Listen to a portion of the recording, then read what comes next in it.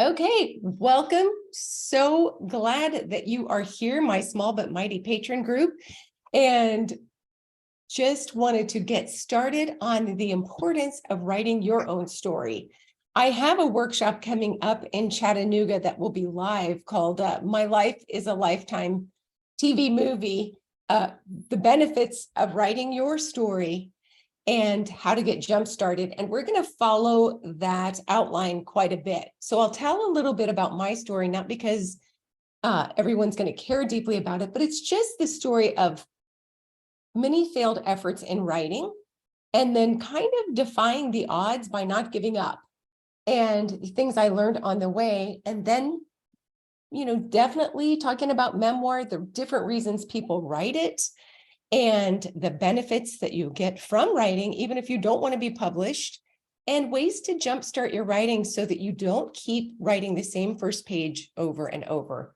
That's the thing that so many people do is, I don't know where to start. This is so overwhelming. No one's going to want to read it. This is embarrassing that I'm even thinking about it. And then they just don't move forward. And frankly, everyone has an awesome story inside them. They don't have to have a dramatic life like I led. So anyway, for future patrons, I'm Elizabeth Meredith, obviously, or you wouldn't be on my patron page, and thank you for being here. And let's just talk about what memoir is versus, as a lot of people interchange the word with autobiography. And they're very different things. A memoir is really a snapshot of our lives, that place in our lives where we either had something happen that we grew so much from, or that something happened and we completely devolved. And either way, it's really interesting to read. It doesn't matter. A lot of times people think memoir has to be inspirational, and it really doesn't. We can enjoy people's stories, even if they became a drug addict at the age of, let's say, 61 or something like that. That's awesome, because we all want to know about each other and want to understand what the circumstances were that led to that sort of bisection in our life. For me, there was life before X happened. For me, it was my kids were kidnapped. There was life afterward, and that would never be the same because that was a defining moment in my life. And so that's what I chose to write about when I chose memoir. But that's memoir in a nutshell. I used to think of it as you write from the moment that you were born till right now. And, it could be this long encyclopedia of a book that you end up with, but really memoir is different. It's first person, focusing on a snapshot of life. It's based on the narrative and opinion of the author, and it's through their lens. And although we call it nonfiction, we know that, you and I could go through the same exact circumstances, and we would have different takeaways based on things that we cannot control, whether it's our childhoods or just our personalities or whatever. There's always going to be an interpretation of fact and memoir. So that is, what memoir is in a nutshell. And so when I started writing many years ago, and I always, as a small child, I was very interested in writing. Like, I love to write tragic poetry, where I died in every single poem at the end, just about, it was always something sad, and everyone was going to be really sorry for how much they would miss me because they were really mean to me in my head. So, I loved writing. I was even a journalism major in college, something that helped me not at all as a memoir writer. In fact, it was kind of counterproductive. But I just think of life as a story. In my next book, I talk about the fact that our lives are a story. You don't write the beginning of your story. At best, you start influencing it more in the middle section, and ideally have enough influence that you create an ending that you're proud of. You can't control it necessarily your whole life, but it's our lives are stories, and everyone has one that is worthy of writing and reading. So anyway, so that's memoir. So when I knew that I wanted to write was when my kids had been kidnapped by my former husband. And it sounds awful, but it really helped me detach from what was going on, so I wasn't such an emotional basket case. Because if life is a story, thank God at some point it does end. And so for me, it really helped me not always emote. I was emotional and a weirdo. Jennifer, you can attest because you were there through some of it, but I could have been much, much worse. And so having that sort of detached view helped me. And I would think a lot during that awful process of trying to recover my kids about how I wanted that ending to look. And I thought it would be a story worth sharing. But that doesn't mean that all memoirs need to be something that people publish. So a lot of time, what we're finding with writing and journaling is that there are university study after university study, most recently in Harvard, studies on the benefits of writing for our not only our mental health and our physical health, but our immune system improves when we journal and or when we write. It helps us to get perspective on what we're going through. We can release some of our emotions to the page, and we can even go back and reread journals and make sense of some of the stuff we were going through and see patterns and trends of things that keep happening that we might be saying to ourselves, oh, I never would have seen this had I not been journaling for years. And now that I see this, here's what I'm going to do about it. So it's really a great way to gain perspective. A lot of people like to write for the healing aspects. It can't, if you have a lot of trauma in your life, it's not always healing just because you're writing it. So I would just say that, I encourage people to write if they want to, but if they've not had therapy or support, unpacking really difficult memories, I certainly wouldn't send someone off with a pen and paper or a computer and say, have at it. This is going to be great. Because sometimes it brings up a lot of intrusive memories that people have that aren't that helpful, and certainly can be, it can provide a sense of desperation. And that is not something that I want to encourage. So people like to write for a few reasons. One is for legacy. We're fortunate to be here, and we're all getting older. So what do we want our forebears to know about our lives? What are the stories that we want no one to forget? And what are the important things that would make a helpful connection for someone else? And I say helpful connection because when you write a memoir, even if you don't choose to publish it, it gives you an opportunity to connect with others and gives them permission to share their stories in ways that you just can't even imagine. It's incredible, so it's a beautiful experience. So legacy writing, fantastic. We do it because we want our families, our friends to know things that they wouldn't have known otherwise, or that they might have forgotten. And that can be a wonderful experience. We do it sometimes, like I said before, for the healing reasons of just being able to release our stories on the page. And there are a lot of times that people will start writing because they want to commit to memory some of the lessons that they've learned, not just the experiences they've gone through, but what do they know now? Now that I've experienced these things, what have I learned about myself? How did the experiences transform me? And so having that in writing really can be quite therapeutic, and in and of itself is worthy of writing. And then finally, some people write for publication. For those people, and I think a lot of times, if a person is thinking about writing their memoir and they're sure that they want to publish it, that creates a lot of barriers for them in a way, because they're starting to think before they even sit down the first time with, what if I get sued? What if I don't make my money back?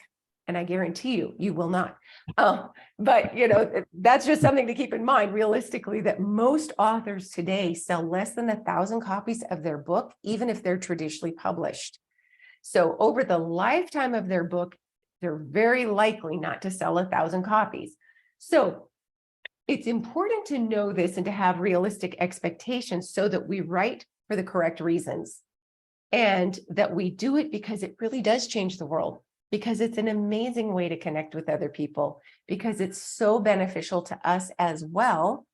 And so, we'll talk a little bit more about writing for publication, definitely, but those are the different reasons why people write memoir. Can you think of, I mean, what memoirs have you read that I have, maybe have not, that really impressed upon you, and you think about it sometimes, the things that you learned from that author's experience? Maybe you wouldn't have even thought you would be friends with the author, but now you've read their book and you're like, that was awesome. You know, that was amazing. Or even if it's a book of essays, anyone have a memoir that you've read, not autobiography, but a memoir that strikes you? Quite a few through the years, but I can't think of one in particular. Lots of sports figures, a lot of political figures, a Love lot of it. historical figures. Love it. And are they memoir or autobiography? Good question. A lot of them would be considered autobiographies Okay. by this definition, but some would be memoirs. Right. Absolutely. Absolutely. One I can think of that I enjoyed, and Gary, I think you've read it, is a memoir. I love it for so many reasons, but part of it is because people assume, I think, that memoir has to be because of a spectacular event or shocking event, or they're not worthy of writing memoir. This book, What Comes Next and How to Like It, by Abigail Thomas, I love that. And I love her writing in general, because some of it is just, here's a day in the life. And, you know, if someone would have told me that deep in my 60s and 70s, that hopping in bed with 4 or 5 dogs could be so joy producing, I would have thought they were crazy. But, you know, she loves her life, and it's been, like all of ours, very imperfect. And she makes every day super interesting, just and makes it, you think about your own life and those snippets and moments, glimmers that are in your life. Sorry about that. Can you hear the lawn service? Oh, good. Okay, good. That makes me really happy. Suddenly they're mowing the lawn. So anyway, Abigail Thomas, What Comes Next and How to Like It. It's just one of those things one of those books that I was like, oh, I will never write or think quite the same about regular life. Just kind of gives you permission to think differently. And so that's, you know, some of the neat part of memoir is it isn't just for you, the writer, of course. You're writing it, especially if it's for publication, to connect with someone else. And I think that's the neatest thing of all. So, if you've thought about writing before, what would be a couple of things that are in your head that stop you from writing? You know, just those things that you ruminate about. They're like, I can't do this. This is crazy. You know, like what? Anyone have an example of what that would be? I'll let Jennifer go first. You're so generous, Gary. But you know, I am the instructor, and I say, Gary, since you threw her under the bus, you better. Nicely done. I knew I liked you, Liz. Terrible man. All of the ones that you named and more, Liz. Age. Yep. I don't have a specific story that would interest people. Okay. Time consuming. Sure. So on. But I will say, so far you've already helped me in many ways. First one being defining the difference between an autobiography and the memoir, and also the realistic approach would be for most people, I think, is to do it for your family, your relatives, yourself, for healing, as opposed to trying to be published, I would think, but I don't know. And I think that those are such good points. And I feel like that, I will just say that depends on what a person wants, because they don't have to go to a big publisher anymore, since they're kind of going out by the wayside. But yes, agreed. You can absolutely choose snippets of your life and do that. But it is a daunting process. I like that. So those are some good things to think about. Jennifer, do you have anything to add that you'd say to yourself, I can't do it because? Lack of self-discipline. Okay. That's okay. That's okay. That's real too. I mean, I think, people have been told over and over, if you go to a writer's conference, which I do suggest that people go to, even if they don't want to write a book, But you get sometimes the wisdom of authors saying you have to write every day. You need to get up at 5 a.m. for your workday, and you can get your first draft out by this amount of months. And I will tell you, good for people who decide to do that. But given that it's not going to pay all your bills, and that unless it's a burning desire inside you, it doesn't need to be a punishing process. And so I say, and we'll talk a little bit later about how to get started, but start small, but do it consistently. And it doesn't have to be every day, but let's start. One thing is to start a practice. For me, when I was writing my memoir, I started when I was 31. I had two traumatized children who were recovered from their 2-year experience of being kidnapped. I worked full-time at a pretty stressful job. Sometimes I worked a second job, and I was trying to get a graduate degree eventually. And then juggling the kids' experiences like therapy and later sports and this and that. It didn't leave a lot of fluff time. It really didn't. And so sometimes it meant that I'd start something well, and I would forget about it for months. And then maybe some memory would come to me while I was sitting at a soccer game, and I would literally write it on the back of an envelope of a bill that I was supposed to pay, and write the beginnings of a scene. And then sometimes I mailed it when I paid the bill.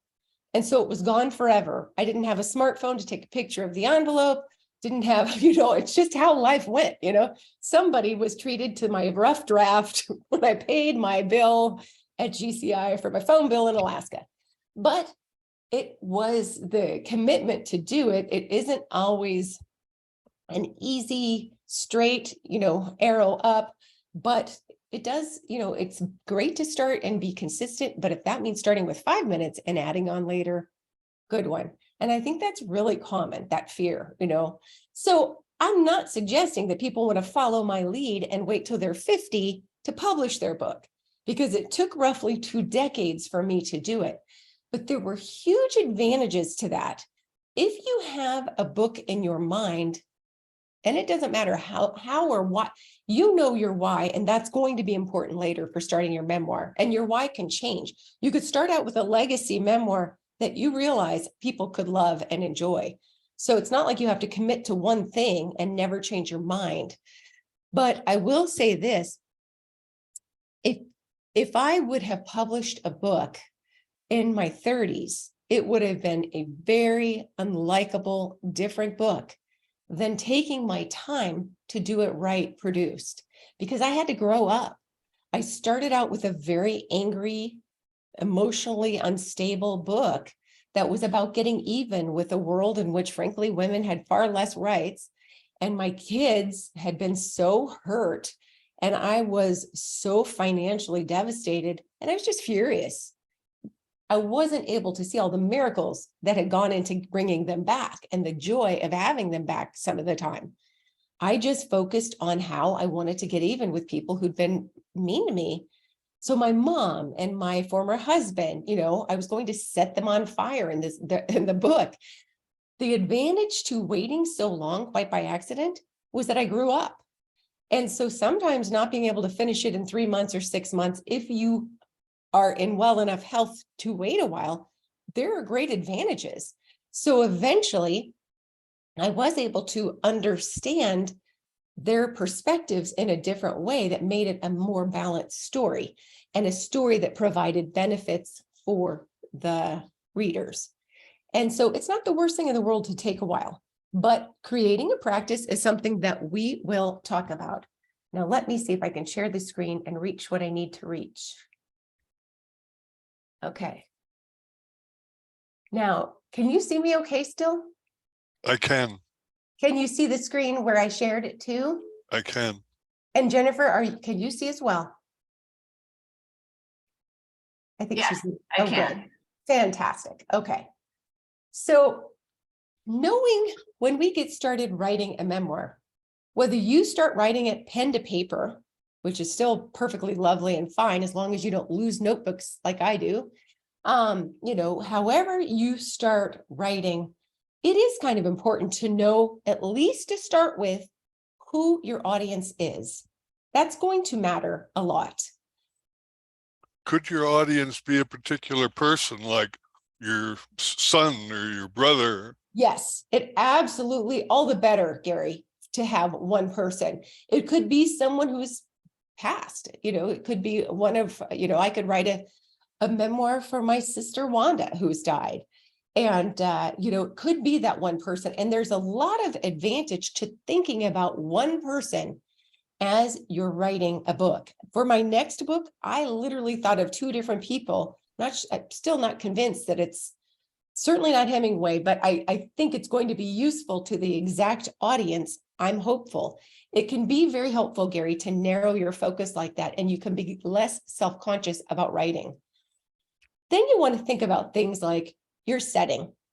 If you thought about that one, if there's a moment in your life, if it's going to be that kind of memoir that really bisects your life, and you think that there was life before that thing happened, life after, it makes it easier to focus on setting, but it doesn't have to be only that way. So what is the setting for when you sit down to write? What is the setting in your scene? What does it look like? What does it smell like? When I have a hard time thinking about emotions, because I really have such a hard time dealing with emotions, but when I think about, trying to relay something that happened in my childhood that really mattered, I don't smell anything and I can see certain scenes, but what I do is I go turn on music that really provided comfort for me in the moment. If it was a rough, just thinking that if it was a rougher scene. As an example, I'm older, so The Best of Bread, that was a band and an album, and there's a song called Everything I Own. And for me, I can put that on and then I can write. If it's about a troubling scene, let's say with my sister, Maddie or Wanda, for example. So if you have music or something that provided comfort, so for some of us, it may be a pet that you really have to think about, that maybe that was a real period of, or a real source of comfort. But whatever that is that gets you there, give yourself a little bit of time and space to focus on that before you get started. How you get started will be your choice. Even though I just said a memoir is about a snippet of your life, it is not the whole life. That doesn't mean that you can't write everything out from start to finish if that's easier for you. A lot of people do that, and then they carve out what is going to matter later, because sometimes you get so hung up on that first sentence. And let's be honest, it's going to change 100 more times before you're finished, very likely. But just getting started can be so helpful, even if it's something like my earliest memories are, and that be your first prompt. And I can send you a list of a few prompts if I haven't included that in the resources too. But go ahead and write the whole thing if that helps. When I started writing my book, I literally wrote an autobiography. And so it was about, it was about 450 pages. So I had, where I was born, the first pet that I remember, a chicken that stole my peanut butter sandwich, named Blondie. And then, the family moving. And then I had this boyfriend in high school, and I had this, all of these things, but it helped me just to keep moving forward. And if that helps you, by all means. And if that helps you at 5 minutes or 10 minutes a day, by all means. However, when you finished with the big, bulky kind of encyclopedia type of book, you, like me, will realize okay, of this, which part is a part of that narrative arc that we talked about, that thing that transformed my life for the good or for the bad? What furthers the telling of my story? So I lost Blondie, the chicken who stole my peanut butter sandwich.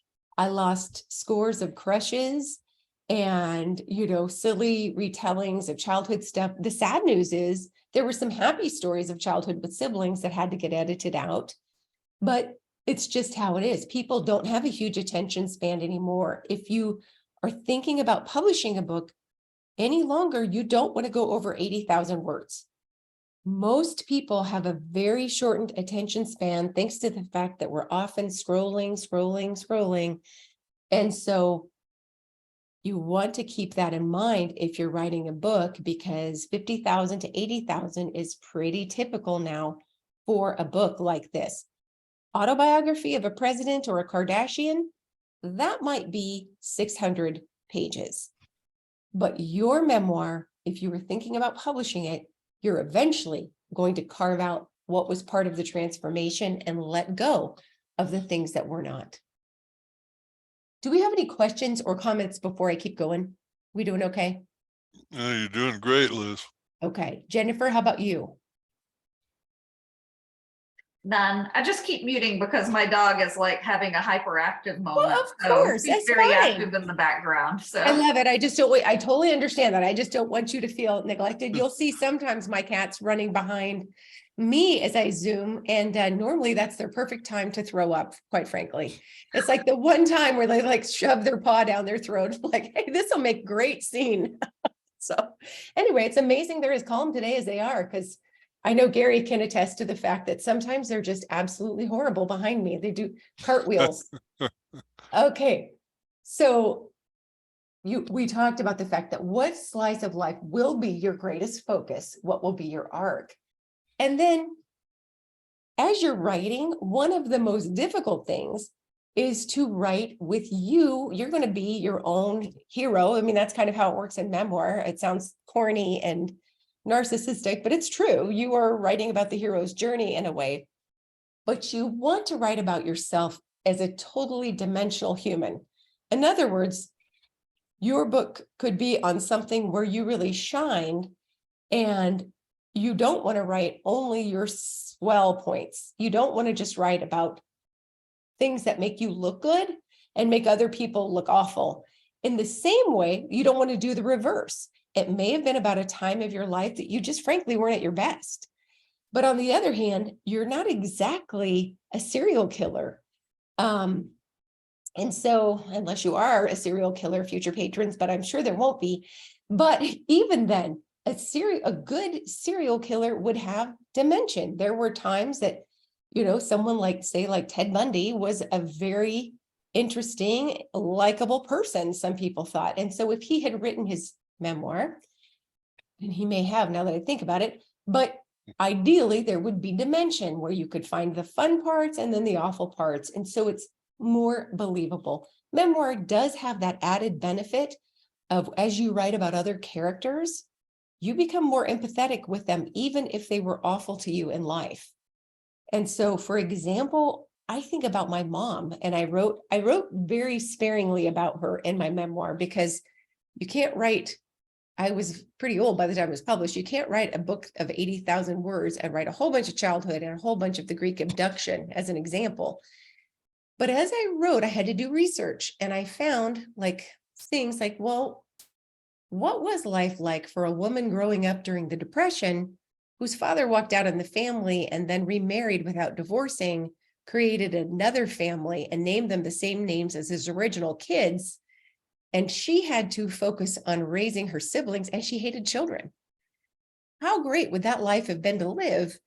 She was poor. She was raised in the wrong time for someone who didn't really like kids. She didn't have access to an education. The good old days weren't so good to her. And the more I dug into what put her life together, the more I realized, oh, this wasn't necessarily personal. Did it hurt? Sure. But this might have been the best she could do. And I get it. And I'm lucky not to be living during those times. So you find whatever your other characters are, even if you're unsympathetic to them now, you might just, this is where the healing part comes in. You might just think about them quite differently a little later on as you're writing. So I kind of love that. As you're writing, write your first draft, whether you started at the very first moment that you can remember, going to the end, or, you have an outline and you're going by that, but write it with abandon. Just write. In fact, don't do what I did and keep going back to the first pages you wrote the day before. because you'll get stuck on those pages and correct yourself and correct yourself and correct yourself. And by the end of the year, you could have your first 5 pages. And they still are going to need to be looked at later on, depending on how you decide to move forward with your memoir. So it's really a great idea to get started. Don't worry about the lawsuit that you have in your head about your family suing you. Don't worry about the fact that you might not be writing like the most disciplined person every single day. Don't worry about the fact that you might not have had kidnapped children, which is awesome. Highly recommend. You don't have to worry about any of it. Just keep moving forward. And to help you, stop mid-sentence. So if you wrote, let's say, Jennifer, as an example, for 5 or 10 minutes, stop in the middle of your last sentence and leave it like that. It's going to hurt, but save it. And then the next day when you boot your computer up, go straight to that sentence and finish it and keep writing. The You grant may- writer in me is screaming over that idea. Yes, yes, yes, yes. 5 minutes a day. Let's start 5 minutes. And then you give yourself maybe 10 minutes and see how often you can do that. And I say, if you write 3 days a week, that's 3 more than you were. And so it's really, really, really easy as people who are conscientious, if not type A, to say, yes, but I didn't do as much as I wanted. Yes, but I never wrote for a whole hour a day. Or yes, I wrote for 2 hours on the weekend and that's it. That's fabulous. In writing, just like in regular life, we've got to celebrate our efforts and not always the outcome. Your first, no matter how much schooling you've had or how much writing you've done, chances are your first efforts are going to look awful to you when you go back to them. And that's fine. Don't keep going back to them. Just start that mid-sentence and keep moving forward. After the first draft is finished, now let's talk, because you may have changed your mind about what you're going to do with this. Gary, you may have written a legacy memoir that, as an example, I'm just going to share this a little bit because it's not too personal, but it's, you have a lot of interesting work stories working for 30 years with delinquent youth, starting at an age where we did things very differently and ending at a time where, life had evolved and so had best practices evolved working with juvenile delinquents. So you've seen a lot of homicides and a lot of different things and kind of help raise other people's kids. You may decide those stories are too golden, you want to publish it. So you can decide that after your first draft and, that's wonderful, but you never know until you've written it, what parts need to stay or to go. As you're thinking after that first draft of editing it yourself before you start reaching out to other people to help, what you want to think about when you think about what stays and goes is, does this further the story, the germane story that I know is what I wanted to share with my readers? Does this further it, or is it just amusing and it could be shaved away? Maybe it could be made into an essay, a standalone essay, or a different project at some point. A lot of people tell themselves, I only want to write one book and that's it. And then they find that after they've done it once, that they can't stop. So, for this next look over after the first draft is finished, those were things that will help you decide before you hire an editor, which typically is something that people do. Even with legacy, it can be nice. This is nothing to feel guilty about, spending a little dollars on hiring an editor. And so that can really help you to have someone who's looked over your story. I think before I would hire an editor, I might use artificial intelligence. That would be like Microsoft Word spell check. That is a form of artificial intelligence. The grammar check there, as is something like Pro Writing Aid that can be free or paid. And that is something where you put your writing in and it spits out a whole bunch of reports like, hey, you repeated this word too many times. This punctuation didn't make sense. This word doesn't make sense the way that you've used it. Gives you all these different reports and it can save you money. So when you're ready to move forward with an editor, you can have your best, you could save a little dollars. You could save some money, not giving them your worst. Not that your writing is going to be bad, because it's not. Now, you could ask yourself, what needs to be fleshed out more fully? Does this dialogue add to the story? Does the character or anything detract from the story or slow it down? And sometimes you want to slow it down. It's not that slowing it down is a bad thing, but keeping in mind that you don't want this to be the size of an encyclopedia. You just want to keep that in mind. You have an idea of like, okay, maybe you have an outline in your head. Maybe you don't have it at all, but you know that you need to do this. At the second draft period, you're going to look at that. Say, does this add? Does it slow it down? If you have the motivation and the funds to do so, hiring a developmental editor after you finish the first draft can be golden. You can look at a site called Readsy, or where I do my freelancing at Upwork. You can ask other writers that you know and you've liked their work, or you can even read, go to the bookstore. Look at this is going to work if you have the money to spend and you want it to be sparkling, but go to the bookstore and look at memoirs that you've liked, then read in the acknowledgments the editors that the author mentions. That can be another way to find your editor. Then reach out and see if that editor is taking on new clients. But there are 3 different types of editing that usually, if you're going to publish a book, that you will pay for. And anymore, even if you got signed on with, let's say, Knopf or some big publisher, you're still going to be upfronting, just like in marketing, you're responsible for that. You're going to be upfronting some of the coins to do that with some of they expect to have a pretty good draft as you submit it, so then they'll help refine it in spots, but just expect that you'll be investing in your work. Subsequent drafts go from having a developmental editor. I hired one for a book that I have yet to publish, and it was a funny novel, quote unquote, air quote, novel. And anyway, it kind of got me stuck. So I can't publish it yet until one of the persons that I stole a character from likes it. So anyway, but I went ahead, I didn't know how to write. I hadn't written my memoir yet fully. It hadn't been finished. So before I finished the memoir, I put it aside and I hired a developmental editor to help me with the novel.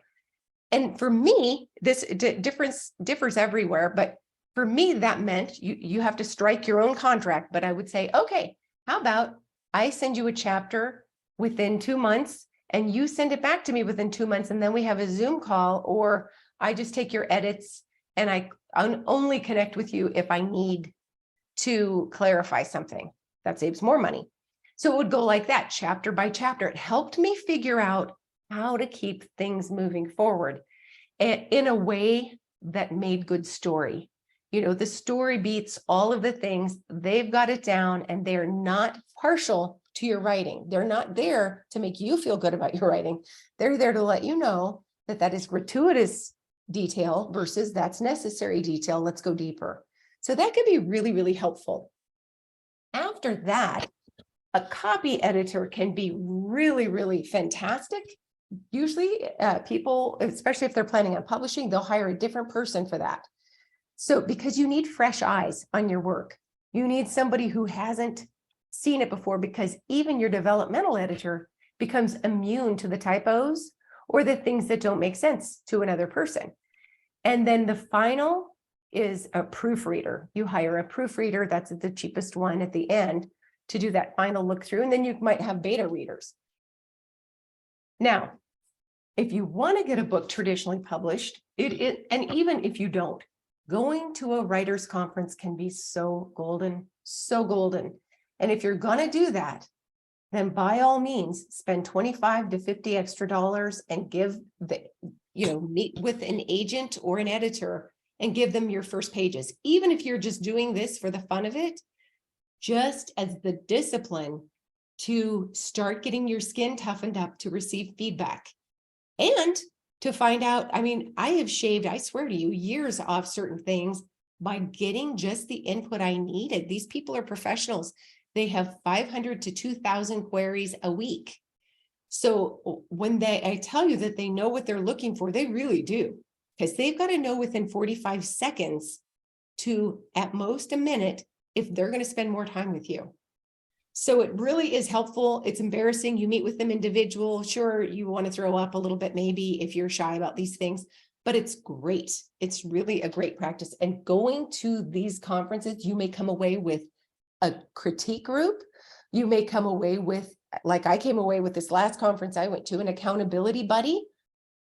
You know, you come away with what you want to come away with, but you meet new people, make new connections, and become more inspired about sharing your story. Now, there are Liz, yes, sir. what exactly is a beta reader? A beta reader is a person who is not a professional. Typically, they're doing it for free. I mean, they're not a professional editor necessarily. They're usually doing it for free or maybe a little money, depending. Normally, people get beta readers for free. Those are the people that read your book early on. Maybe they're on your book launch team, but you have your drafts ready. Now you want to get their opinion, and they're going to be the people that read it to make sure it makes sense and that they like it, and it kind of, or are there changes that need to happen? Sometimes beta readers come in at the last moment. So for the next project, I'll ask for beta readers for my next project, but it will pretty much be done by then. So I don't want them to tell me to change 50, 100 things. Typos would be great, but that's kind of it. But I also might ask them to please give an honest review online of the book, especially if I give them a reduced price copy of the book or a 0%, a free copy of the book.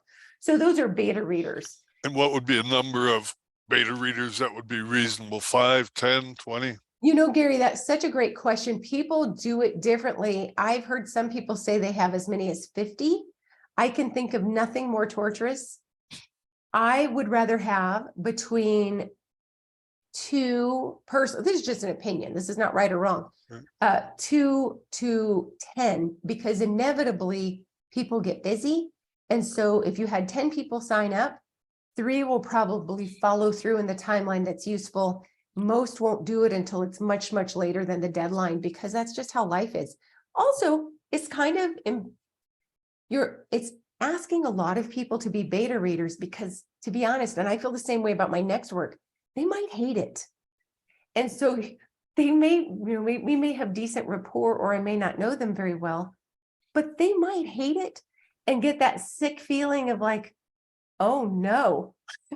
And their job is to give an honest appraisal and why they feel that way, right? It depends on what questions you're going to ask of a beta reader. So you'll usually typically ask them a series of questions, but you may be using them to give honest feedback in the way of a review. And so, it's just something to think about. It can change a friendship dynamic, or it doesn't have to. When authors get enough feedback, you're inevitably going to have somebody who hates your stuff, hates it, and can't wait to tell you. And, you have other people that love it. And so it's okay, but it's just something to think about. It's a big responsibility that someone has taken on when they say, I'll be a beta reader. So let me see here in just for a second. There are classes on self-publishing, such as the creative, and there's a podcast on this too. There's the Self-Publishing Show podcast, the Creative Pen, and you'll notice there are 2 N's at the end. Podcast are just a couple of podcasts, and they have associated classes with them that you could take online if one is interested in learning to publish their own book. Getting the writing correct and write a story that you want to share is so awesome and so exciting and so amazing and very difficult. And sometimes you think to yourself, why did I ever think this was a good idea? And sometimes you're like, why didn't I do this years ago? However, the writing is just the beginning of publishing. So there are so many things to learn about publishing, like getting the right book cover, getting the right metadata, getting the right BISAC code, getting the right font that speaks the same language as your book.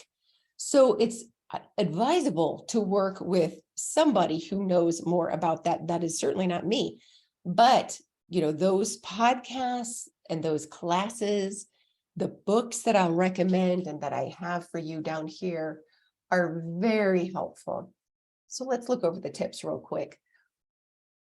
Every day or every week, if you can, you can make progress on your book. Even for me, when I worked as a juvenile probation officer, I would go on lunch hour walks and I would just take out my phone. I would set an email to myself. Then I'd hit the microphone button, and sometimes I would transcribe a scene. And then I would email it to myself by the end of the walk. And it might have been a very short scene. That might have taken me 3 minutes, but it was on my brain. It was worth including. That was a way to do it that really helped. Sometimes it is going through your old journals. Enjoy joining an online or in-person critique group. For people who will say, I'm too busy, or I know that you wouldn't say this necessarily, but I've had people say in classes I've taught, well, I'm a more advanced writer than they are, and so I won't get anything out of it. It's just going to hold me back. And it may be true that they're a more advanced writer, but I've found that you learn more by editing the work of others and reading other people's stories. You know, a lot of writers have said, I've worked with a writer recently that I ghostwrite for, who said, I don't have time to read. I just like writing. And that is like the number one no is for a writer, is to say, well, I don't read, I just write. I'm like, no, that's not a thing. A lot of times people are worried that they're going to read stories and they'll accidentally steal someone else's idea, or it'll influence their writing. And that's really everything. If we can remind ourselves, everything under the sun has already happened and has been written, but it's not been written by you.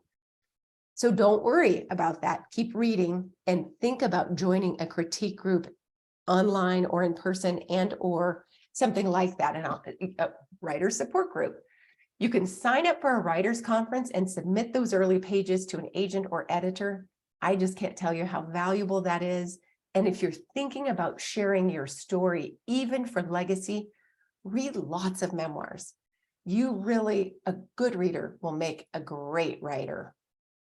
There are some apps right here that I have listed, and some books. I have a couple right here that give prompts. I think the best book for giving you prompts is this book called Your Life as a Book: How to Craft and Publish Your Memoir. And it's by Brenda Peterson and Sarah Jane Fryman. I like that very much. It's already written down in your resources. For legacy writing, and frankly, for publication also, if you're writing about your family, writing family histories and memoirs. It's an oldie but goodie by Kirk Polking. And again, very helpful, and different ways of doing research. So many different ways that he helps you get the research part together before you finish sharing your story. I want to take a pause for a second just for your questions and things. Any thoughts, questions? First of all, I think you gave me a copy of Your Life as a Book. Good. Which is good.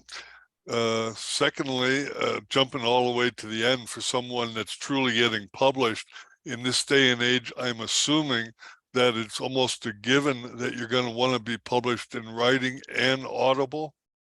You know what? It's so interesting you mentioned that, because these days, and Jennifer, you may already, do you listen to audiobooks, both of you? You got me started on it, and it's it's transformed my normal reading. I love them. Jennifer, do you ever listen to audiobooks? Yes. I love them. I love them. I used to think, oh, it's going to ruin the book, the voice, it's going to interfere. And sometimes you get a bad narrator and that happens, but it's very rare anymore. But the sign of a good book deal I have heard recently at a conference was if the publisher has faith in your book, they're offering you automatically an audiobook. If they don't mention audiobooks, you're going to be in the under 1,000 club. That makes sense. And you know what? More people are listening to books now than ever. So the one way people are, increasing their income, and I don't mean by a ton, because of memberships. You know how actors and certainly the writers involved in TV and film, they're not making what they used to due to streaming services. It affects their royalties. So they get just a teeny tiny fraction. Same with singers, songwriters. They're getting a tiny fraction of what they used to get. Well, the same is true for authors. There are so many services now that give people the ability to have unlimited reading for a very small price. So the one way to increase income in that way is definitely get an audiobook done. And if you're going to sign a contract with someone to do your book, to publish your book, be sure that if they're not making an audiobook as part of that, that you reserve the right to keep your audiobook rights. That's really important. And I'm telling you this from, half of the stuff from things that I didn't do. I will say, wrapping up my own little part of the story, is like, when I started writing my book, the writers were making money. They were making tons of money. When a writer had a publishing deal, they would go to their first launch in a limo back in the day. But I managed to outweigh all of that. And so by the time that I got ready to publish, a literary agent said to me, "This is a terrific book. I wouldn't change any of what I've read so far." And I couldn't sell it to save my soul. Nobody wants to read a misery memoir written by a nobody. And so it was devastating, but it was okay. It was very honest. He was not incorrect. If you're not a president's wife or a Kardashian, good luck. However, I was persistent and I found a different way to publish. By the time I published, and this is true of all writers now, whether they're traditionally published or the way that I did it, independently published, there's less than a 3% chance that a book is going to become a movie.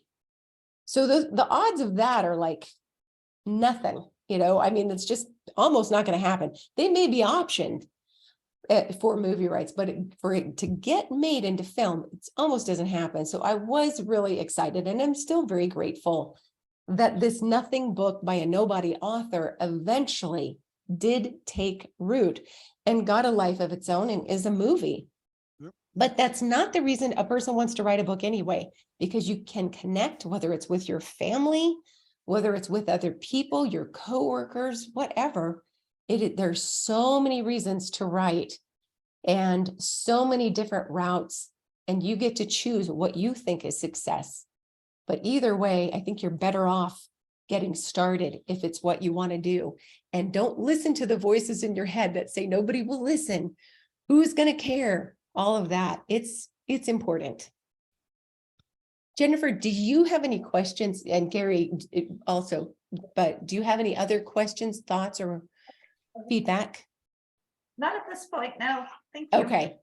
A couple of points, Liz, that come to mind, just both concerning age. It was certainly an awakening for myself. I recently was on the UNLV campus at their library, which is a major university. Right. And when I realized I had to go up to the third floor to see an actual book, I knew that things had changed considerably since I was in college. And that's why I mentioned audibles and computers and so on. It's a completely different age from when I was in school. The other point would be simply to reiterate what you said about it doesn't hurt perhaps to accidentally or intentionally put off your writing, because I believe you have a greater dimension, for better or for worse, if you're writing about yourself and others over a period, something that occurred when you're in your 20s and you're writing about in your 60s. My guess is you're going to have almost 180-degree at least expansion, if not difference. Amen. In how you view what transpired.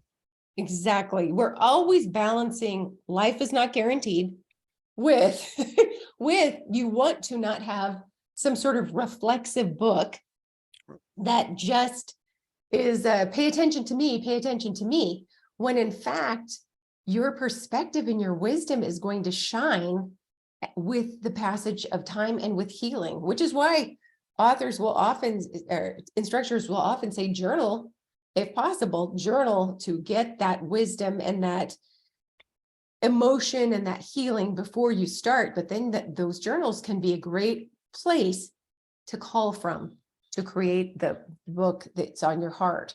So I totally agree. And it is a little discouraging about libraries. I will tell you, libraries to this day are a great source of support for authors. And in fact, if you can get your books in libraries, that increases book sales. Because if someone likes your book, they want to buy it. And so that's kind of a strange thing, but it's wonderful.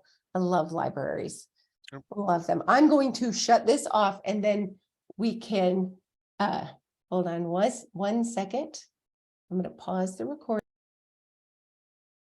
Just before we ended, a little insight, one of the members said, hey, journals tend to have only the sad stuff that happened to me in my life, and I forget to write in them when I'm happy. There are a lot of things that can bring you memories back when you start your writing. Look at your old photo albums if you have them, yearbooks, listen to old music, maybe watch a movie that was really, really important to you as you grew up, and think about how that made you feel and who were you with and all of that. But you can add that balance to your memoir because, of course, and especially with legacy, you are going to want to give that balanced view. None of us live perfect lives. There's good, there's bad, there's happy, there's sad. But having your story is important, and no one else can write your story but you. Thanks so much for being here.